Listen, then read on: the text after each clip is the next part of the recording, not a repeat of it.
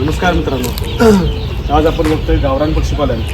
हे आहे गोरपाड्यातलं shade. 1500 पक्ष्यांचं shade आहे. त्यामध्ये आत्ता पक्ष्यांचा दिवस नाही म्हटलं तर एक 15 दिवसच झालेला आहे.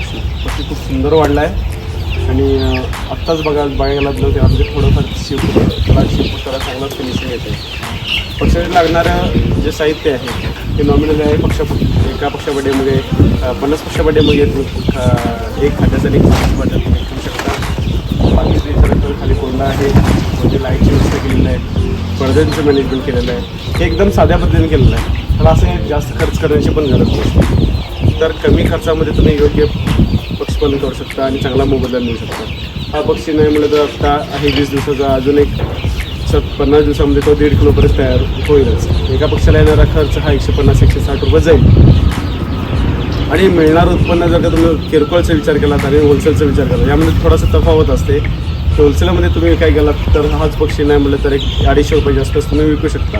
आणि किरकोळमध्ये गेला विकाय गेला तर तो पक्षी 350, 400, 500 या दरम्यान देखील तुम्ही जाऊ शकतो. म्हणजे तुम्ही जास्तीत जास्त किरकोळ जेवढं विकाल गाव लेवलला किंवा आजूबाजूच्या खेड्यापाड्याला जाऊन मार्केटला जाऊन स्वतः विकाल तर डेफिनेटली तुम्हाला त्याचा फायदा 100% मिळतो.